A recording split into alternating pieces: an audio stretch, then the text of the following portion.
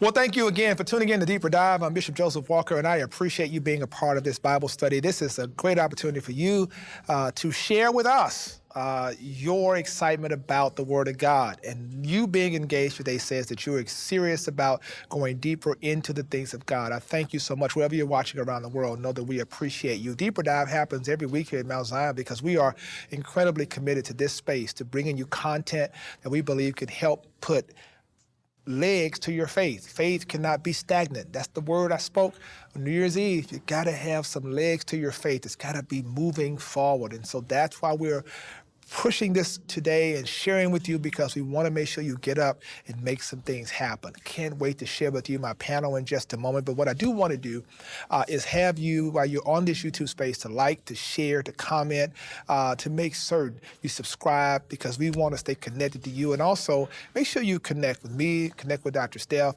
social media, and Mount Zion Church. Make sure you do that, because engagement matters, and we're definitely excited to have you connected. And then also, I want you to take an opportunity right now, if this ministry is a blessing to you. You know our word. We're throwing it out there every time we get a chance. We are generous. We believe in generosity. We believe in sowing. And today, I want you, right here at the bottom of the screen, you can give at any of those platforms as you do every single week. And thank you for being generous. I appreciate you so very, very much. Now, we've been in my book, No Opportunity Wasted, The Art of Execution. I want you to get it, because I'm telling you, this entire Bible study series is really leaning in on that book and the things that God gave me to share. Practical information about getting people to a moment where you understood you cannot be stuck in a place of fitna. You've got to make things happen. And you have a window of time, and it's right now. 2023 is your year. And so today, I want to share with you about our Power 300 Brunch. This is so unique, man. It's going to be an amazing time. Incredible speaker, incredible speakers, incredible influencers in the room, people who understand business, who understand finance, who understand making vision manifest, CEOs, business leaders in that space. We are calling it the Power 300. And the question is, will you be in the room? Get your ticket right now. Register right here. I'll speak about it again at the end of this Bible study. But listen, the brunch is going to be amazing. It's going to be at our Antioch location, January 28th, 10 a.m. to 1 p.m. There are sponsorship opportunities. If you're interested in that, right here, let them know, hey, I want to sponsor. I want to bring my business out and get the exposure. Let me tell you something. You got to put yourself in a room where things can happen. And so every business leader understands this. And you know, if we're doing it, you know it's going to be 7 stars. So I'm excited about that. Today, we're going to be talking about managing your money and your mission. Boy, this is going to be fun. And I brought some folks to the party who understand this more than anybody I know. And I thank God for them today. I am grateful. I'm going to have them tell you a little about themselves. And I'm going to start with Brandon Williams. Man, I'm so happy to have you with me, my friend, my brother. Thank you, man. Thank you for having me, Bishop. I think this is so key what we're doing. But like Bishop said, my name is Brandon Williams. I am the president of operations at TBH Sports. My focus is on, creating a legacy to pass on, dealing with professional athletes and entrepreneurs and entertainers. So that's my main focus, of educating these guys on their finances and what their purpose is here, other than playing the sport that they play. I love it. I love it, Brandon. Thank you. And Latricia Jemison. Wow. Hello. You're doing a lot. You are a rock star in the banking industry. Talk to us about what you do. You're so kind. Thank you so much. Again, Latricia Jemison. I'm with Regions Bank, and I'm a Senior Vice President, Regional Community Development Manager. And I've been in banking over 30 years and specifically work on community development and in community outreach, Community Reinvestment Act. Yeah. And we're going to lean in on that a lot. We have a good conversation about that reinvestment and how to access capital, so I'm excited about that. Charles Winfrey. Friend. Man, talk to us. Charles Winfrey, founder and CEO of the Rollover Company. Office in 2 locations. I got that from Bishop. So. In Nashville and in Atlanta, we focus on retirement planning, pre-retirees, estate planning, legacy planning, and so excited for this much-needed conversation. Oh man, this is gonna be important. Often there are people who have great ideas and visions, but who struggle with capital. I've got the idea. I don't have the capital. Or if they have the capital, not really understanding how to appropriate it, how to leverage it. Proverbs 27:23, be diligent to know the state of your flocks and attend to your herds. Translation, be diligent to know the state of your accounts and tend to your money. Keep your eye, your mind on your money because things can happen. It's not so much how much you make, it's how well you attend to it. That's true. And I want to talk about that. I want to start right there because there's a stewardship in this for business people, people that have vision. And people lament about, I may not have $1 million of disposable income. I may not have, $40,000 or $50,000 right now in my IRA, or I may not, know anybody that can help me. I don't know how to apply for the money to get this going. What is the first thing you think people need to do when they have a vision and they're wrestling with the money question? What do you think, Charles, what do you think? What do you think a person needs to think through? They need to have a spending plan. Okay. We like to call it budget.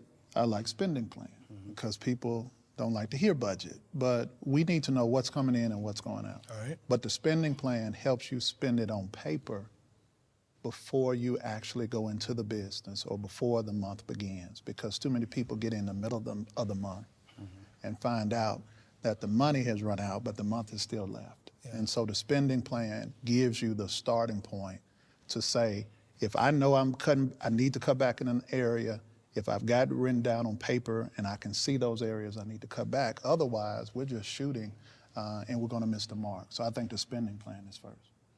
Is that something, Brandon, that you obviously you deal with, high net worth clients, but you deal with folks who are just getting started.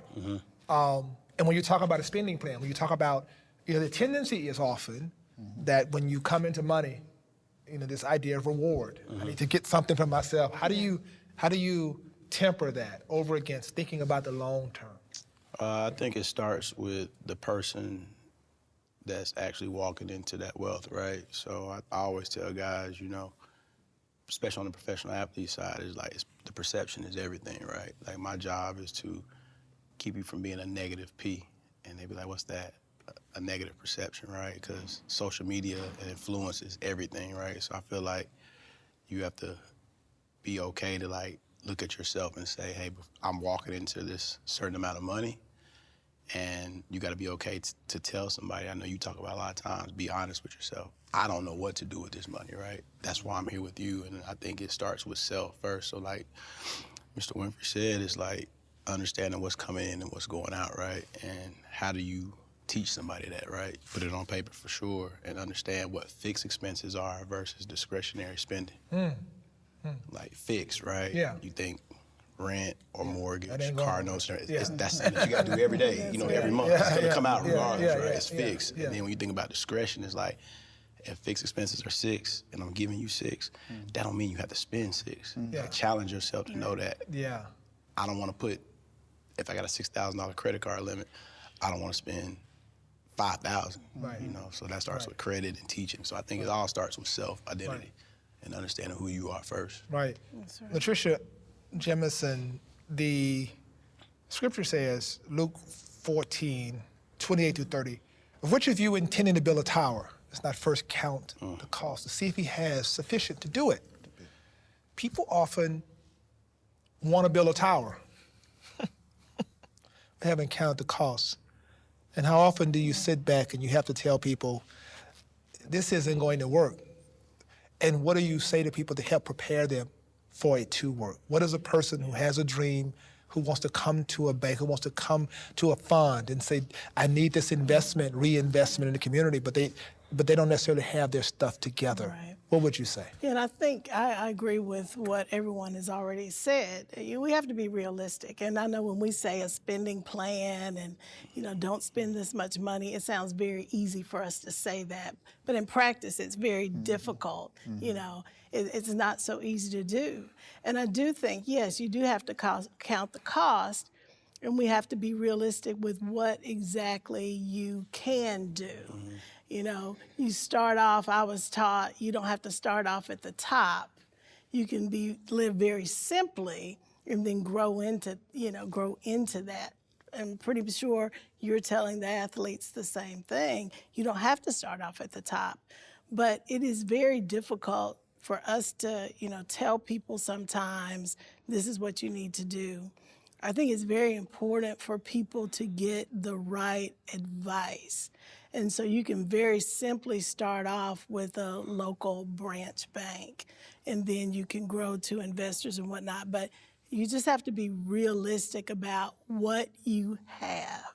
You may want to have a multi-million-dollar business, but you got to start off somewhere. So what's that starting point?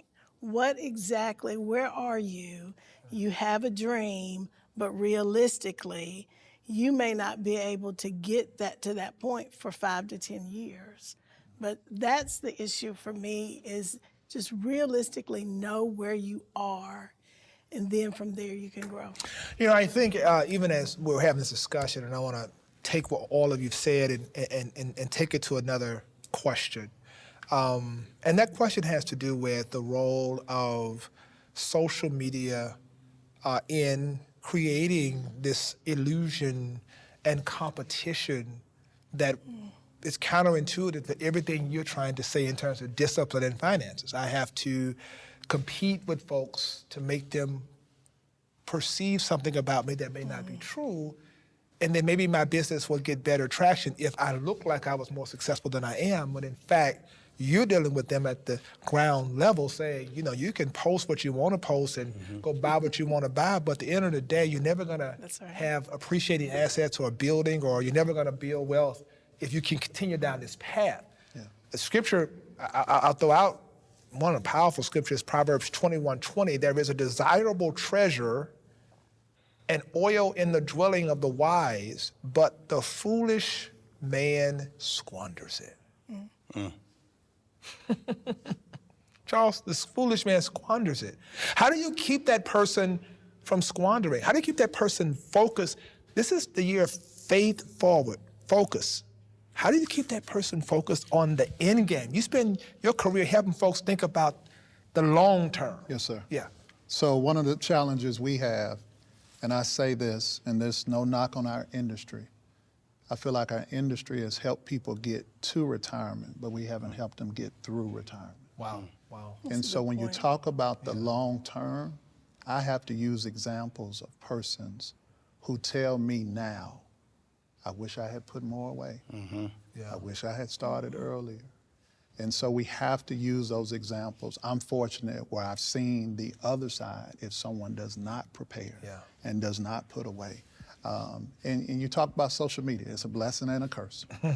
It helps you on one end, but it can make you feel inadequate and secure on the other end. And so I think what Brandon talked about the perception, that we have to make sure we're not putting out the wrong images that will make people believe, well, if they can do it, I can do it too. We're the same age. We graduated at the same time, went to the same school. They're doing well. So we have to make sure we keep that balance, because unfortunately now people are looking to see what is somebody else doing to determine my value, my worth, and it's so unfortunate. Yeah. No, I think that's true. Just to piggyback off what you're saying, I think it goes back to a lot of things. I know you talk about your book, right? I think it starts here, like round table discussions. And I think with our culture, who predominantly struggles because it's not taught in the household, right? And I think we're so caught up to being in competition, right? So you talk about social media, like, yeah, we're frat brothers, but at the end of the day, now that I know that she's in community, like, I'm big on, like, man, how can we do business together, right? So many people that look like us are scared to do that because, oh, she's gonna win in the end game, or he's gonna win, or he may try to take a client.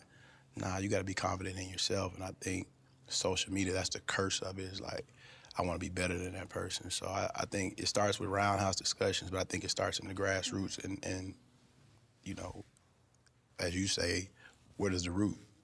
It starts in elementary. So we I had a successful dad and a mom, you know, pilot, psychologist. So Yeah. like, but I still wasn't taught finance. Right. And you know, that's a great point. I'm not huge on social media. You're not going to see me posting things and whatnot, and it's just something that I don't do.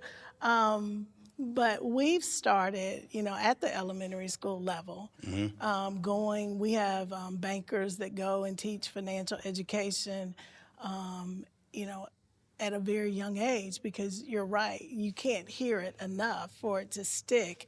I think, Bishop, as you referred to that scripture, one of the things that makes me think about is the wealth gap in the Black community and how we have gone backwards. You know, I was recently at a conference and they were saying that, you know, our homeownership rate is lower now than it was in the 60s. And so and you think about all the wealth that we have now, the jobs that we have. I think about what my dad did and what I do today, big difference. But, you know, when we think about those foolish things, so is that Louis Vuitton bag so important?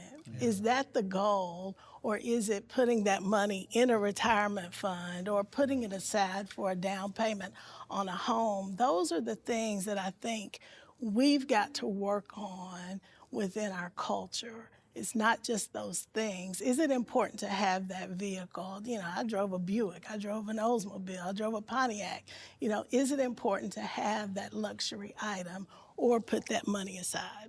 And not be afraid to actually tell the truth for real. That's right, exactly. That's the truth, because I think the biggest thing is you have leaders like ourselves, because we are leaders, right? And people look up to us and look to us to lead by example, but you know, you gotta dig deeper within yourself. And I know you always talk about, man, everybody's special in their own way. Like, you gotta really identify that. So I think it's like you say, we have to start at the lower level and tell the truth and really not just say, hey, 1 + 1 is 2. Like, 1 + 1 is 2 for sure, but like, how do you multiply that 2 to make it 4?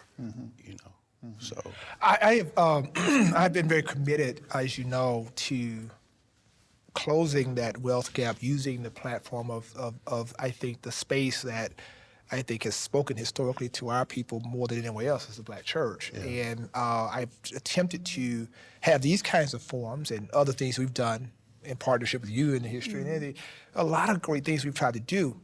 One of the things that now trying to combat, and I think it's historical. I've studied it and thought through it. And even as I think about this teaching today, I think about the fact, for example, you know, we can clearly understand appreciating and depreciating assets. Everybody at this table knows what that is. A depreciating asset, for those of you who do not know, is when you buy a car, a piece of jewelry or something, it depreciates in value as soon as you buy it. Appreciating are things that add value, like land or home, or those things add value. Appreciate, depreciate. And often when you have a generation of folks who come into money, wealth for the first time historically, there is a sense, coupled with social media, to floss it, to show wealth, right? And I've always felt, I've taught this, I've always felt that wealth should whisper. So you see a person from another community who can be sitting on millions, if not billions, and sit there with a pair of jeans and a t-shirt. And then you see someone who's sitting on a couple of 100,000 come in. Bling, bling, bling, bling, bling, bling, bling. Here I am, here. The idea to show it, the idea to, I gotta have it to show.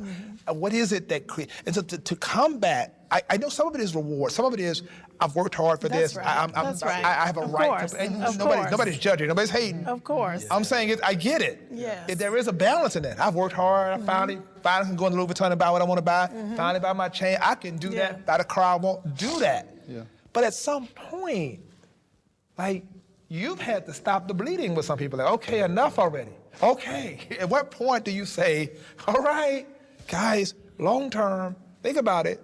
You've done that, but at this point, you think about this. You know, we joke all the time, and it's true. He has NFL clients, and you think it means National Football League. He knows it means not for long. right? You got a window of time to make a significant amount of money, and what do you do with that money for the long term? How are you positioning yourself? And so my point in that is, closing the wealth gap. Let's talk practically. Let's help our audience. I'm going to throw out some things I want you to tell me practically. Like, let's give some financial advice practically to people that are watching who are saying, well, just show me how to do it. What should I do? What should I do? All right? You ready? Yeah. Ready? All right. So, we're closing the wealth gap. So, let's talk first of all about retirement account. All right? What should I be thinking about? What should I do practically? Practically. If everyone who's listening does not have a Roth IRA, Explain it. a Roth IRA is where you put money in after tax. And as long as you have it in for 5 years and you reach 59 and a half, all that money comes out tax-free. We've been taught pre-tax, but the true gain is the after-tax. So that now when I'm in retirement, I don't have to worry about Uncle Sam, who is now going to have an IOU on my IRA.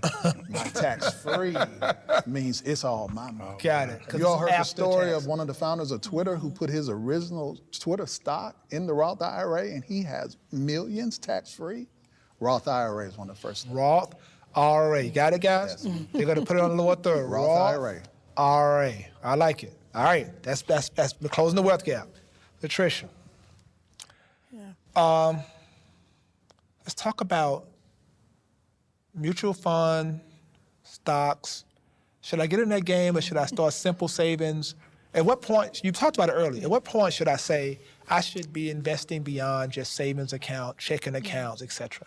Yeah, so first of all, I have to say I'm not a wealth advisor. Of course, I understand. And I don't have that insurance. No, I understand, yeah. But I do think that I think the key to growing your money is having the right advisors, okay? I'm not a physician. I go to a physician to help me do what I do. So therefore, I think that you should go to someone at your local branch, and they have financial advisors there. And so, of course, you want to, in your plan, have where you've got the money setting aside. And you say, well, I can't really, I can't do that. Well, you can have the money coming from one account to another, from your check directly, so that you don't even see it. I think that's the best way to start. And then from there, you're going to have that qualified, licensed individual to tell you how to start investing and where to invest. And I appreciate what Charles has said, because, retirement is going to come quicker than you think. And you don't want to be at the point where you're going to have to change your lifestyle. Yeah. But you really have to have that advisor to really lead you on where you need to be. Got it. Very good. Very good. Brandon, question is, you want to address that, but lean in on that because you do. Because you're the advisor. You do this all the time. Yeah, I think both what they said is absolutely right. He hit it, dead on the nail, like when you talk about after taxes and how did it grow for sure. And I think you said right, finding the right advisor. And I think with finding the right advisor, you have to understand that advisor's objective and make sure that advisor understands your investment objectives, right? And that starts with, what do you know about investing, right? And that starts with self. Again, if you don't know, ask, and that's the keyest thing. That's the key that when you go on anything, when it comes to picking an advisor, is making sure, our goals are aligned, and how do you help me get to retirement and through retirement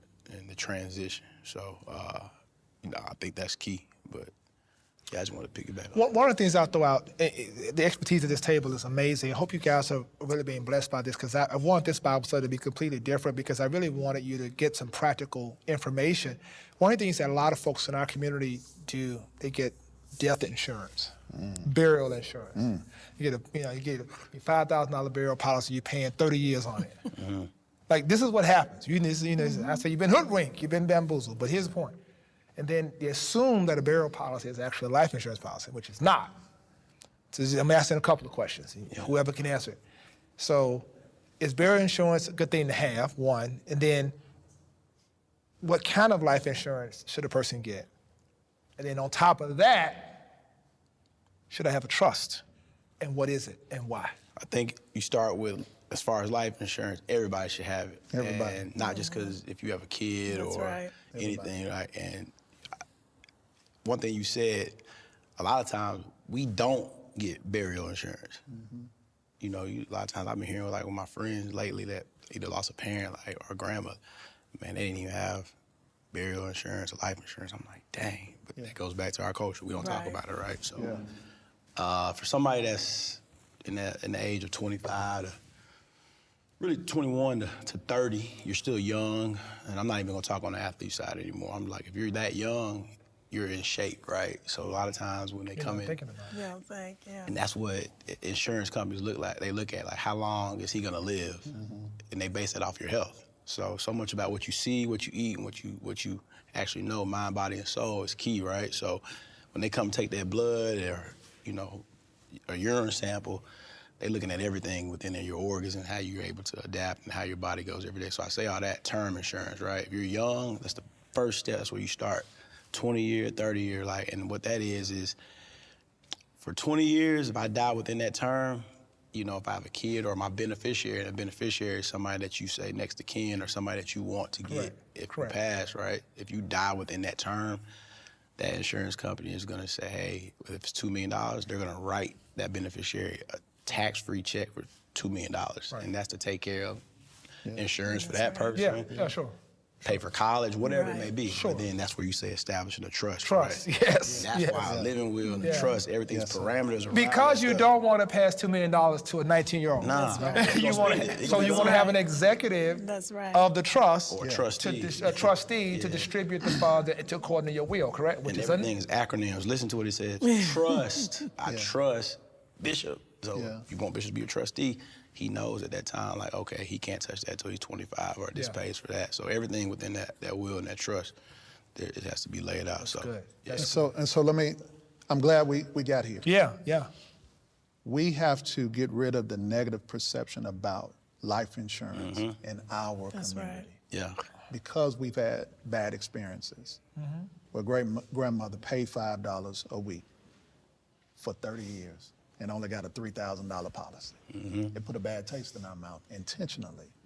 I want us to also think about how do we implement permanent insurance after that term has run out, because unfortunately, I meet with a lot of people, now they're 60, 70, term has run out. But they still need insurance. But no one talks with them. We're gonna dive deep. That's a good point. No one has talked to them about how you transition That's right. from the term to the permanent. But then also, we know high net worth individuals. And one of the best ways that you can pass a state tax free is through life insurance or irrevocable life insurance trust. So we need to have those discussions because we're not just at a level anymore where a $100,000 policy is going to do my family any good. Right. That's No. right. Right. No, we got multi-million-dollar policies, but you don't pass that because if you do, estate taxes will come in and say, well, you owe us 45% of that. So we need to transition to these conversations. And you know, what's so interesting about what you've said, the wealth gap is through all levels of socioeconomic. So when you're even talking about millionaires, again, when you look at the majority community and the Black community, there's still a wealth gap. There's still a discrepancy. So even though we're thinking, okay, this is on the lower end, it's all the way through. Yeah. This is so helpful. This is like, I told you guys, this is why you need to understand this. Researching those terms, Roth IRA, term insurance, permanent insurance, or whole life insurance products that are tied into that are investment products that are in the life insurance, understanding how to manage all of these together are huge, and creating a portfolio that makes sense for the future and not just for right now. Thinking about that is so important, right? Can I add one Please, more thing, Bishop? Go ahead. The wealth gap can become smaller with the power of life insurance. An infusion of cash immediately can change a generation. That's right. $3 to $4, $5, $10 million that comes in tax-free. And so I'm just glad we're having this conversation because hopefully someone can expand their mind. Because we were not taught the importance of having the insurance and the right types for where I am in life and for what my goals are. This is, I hope people are being blessed. I hope they are too. I do. I hope That's right. Yeah, before we Go go, ahead. I got to tap because you said that right. Understanding insurances as a whole, right? So this is for my athletes, for real, and it's for so true, right? Okay. Remember we talked about fixed expenses, right? And what was the person you said, Uncle Sam? He coming to get it all, right? That's right. That's right. Please hear this, guys, please. right. And this is for the norm too. Fixed expenses, all right? When you're in a certain amount of money, and you're making a certain amount of money, you're in the 1 percentile. So you're gonna pay 37% federal taxes. And wherever you live, obviously, if you live in Tennessee, there's no state taxes. Right. But property taxes are high. Yes. That's right. Sarah. That's right. It's no the That's economic sales and tax. social impacts that we make, right? So listen, you're paying the government already. For the athletes, you're paying the government again. You're paying your agent fee. You're paying us to educate you. Pay yourself. Talk. Yeah. That's right. Pay yourself. That's So, right. and stop That's thinking right. like, oh man, like I'm set. Yeah, you're set for life if we set up a retirement plan. But it's like, don't go get a 10-year universal policy or a 20-year universal policy where it's saying I'm putting up, I don't know, $1.5 million for the next 30 years. Like, come on, man. You don't know how long you're gonna play for an athlete standpoint. So get the short term, 5 years. If I'm gonna put up 1.5, it's gonna grow deferred tax free. Right. Yeah. And then whatever the gains is on it, I can live off that for the rest of my life without touching my Principal. my principal. Right. Yes, sir. That's smart. You're smart. Yeah. But I And think there's so many guys that's talking about that. Man, I wish I would have put up 1.5. I would have put up 500. Right. But that's where That's you where gotta it be is. honest and tell That's the where it truth is. or have these type of discussions. But the whole tax conversation, we're going there. I think that's important because we do think, oh, I'm going to get a tax return. Well, at some point in time, you may not get a tax return. That's exactly right. And so you have to start thinking in that terms of, and particularly if you're a business owner. Yeah. If you're a LLC, a sole proprietor, you got to think about it from a tax standpoint. And again, that's why I'm going back to the same thing, an advisor. Yeah. You need someone that is professional. You can't just go to anyone. Like I told Bishop, I'm not licensed, so there's certain things I can't talk to people about at the bank. You have to go to those people that can help you because that tax implications down the road could be great. Right. Let me throw this out as we prepare to close out. Because each of you, connected to the ministry of Mount Zion, and I teach, and I know you all clearly understand this principle and you share with others. The spiritual part of this, I want you do all of that, budget, but at the top of this is stewardship to God. And I want to deal with it 2 ways. I want y'all to address it however you want to address it, then we're going to close out, right? I firmly believe, and I want to throw this out, that when God blesses you, the 10% of that should go to Him. I also believe that communal wealth within the life of a church, that's how Jewish brothers and sisters do this, that when you, for example, I speak for myself, so something happens to me, yes, my family, do the trust gets, but I've allocated 10% of my trust to ministry so that it lives on. Yeah. Right. And often we don't do that, right? We bury a lot of folk, and we don't see that coming back. And I'm not suggesting that's, but I'm just saying I think a way in which communal wealth, and the reason why a lot of our brothers and sisters from other communities are able to continue to build schools and build, because they're getting that trust wealth in and continuing to replicate that and build and give out and do things in the communities. Let's talk about that, the importance of tithing and the importance of thinking about God and stewardship in your legacy.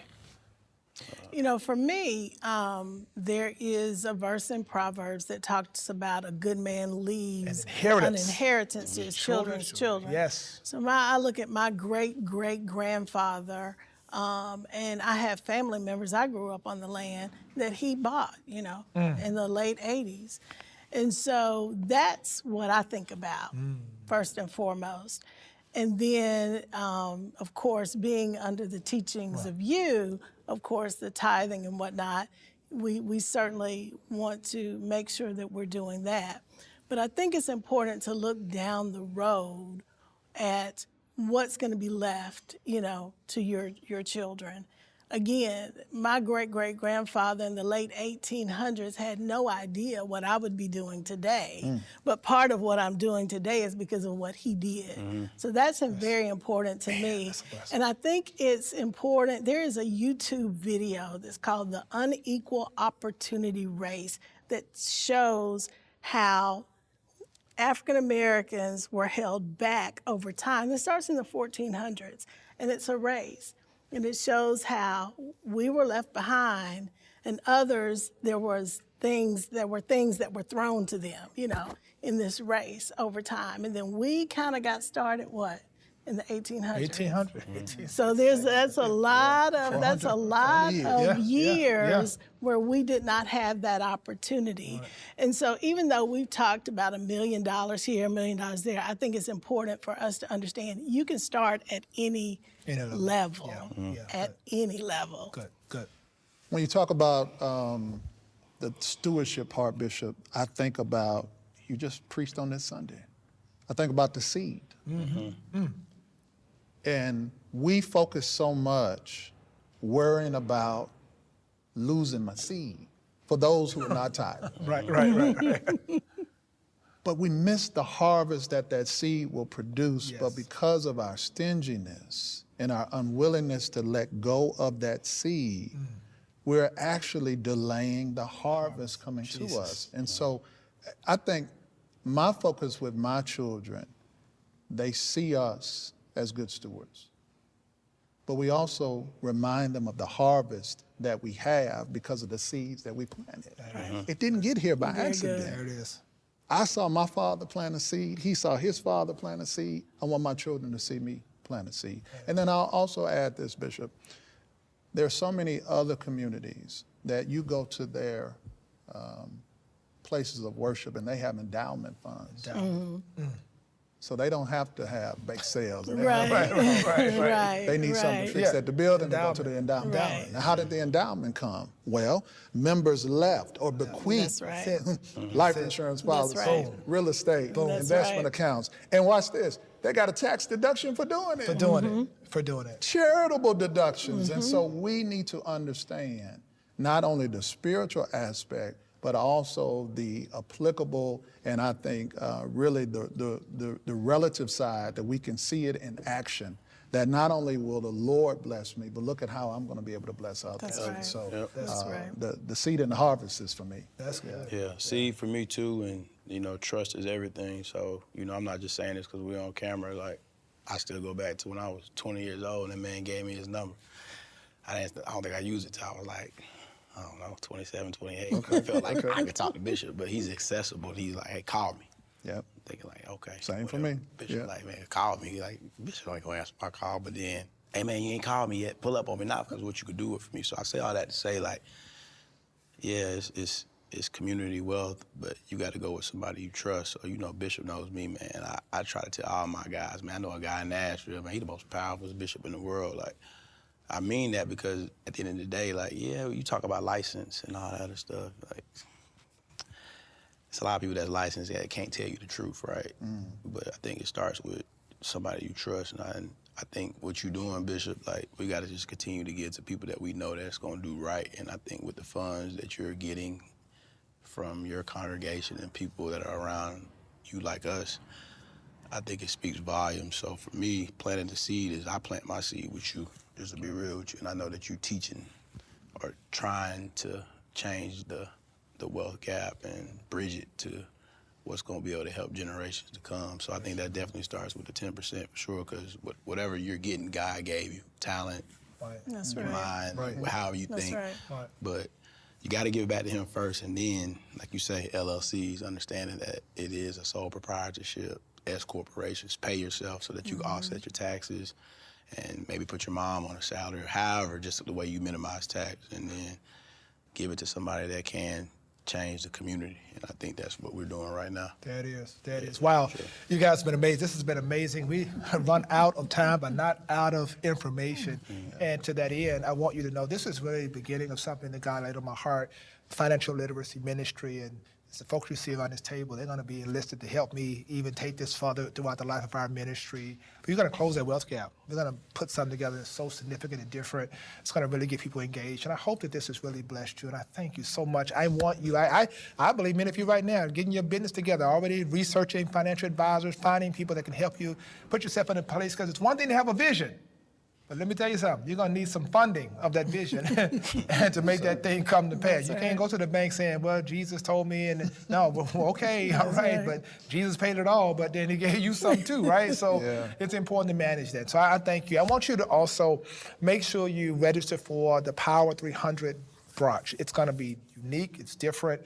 January the 28th. 10 to 1. It's going to be amazing. So I want you to be a part. And then, of course, thank you so much for tuning in. If you need to connect with our ministry, you need a relationship with Jesus Christ, I want you to text the word salvation to 78228. Do that now. We'll follow up with you. But thank you so much for being connected to No Opportunity Wasted Deeper Dive Edition. We thank you. And until next time, you be blessed.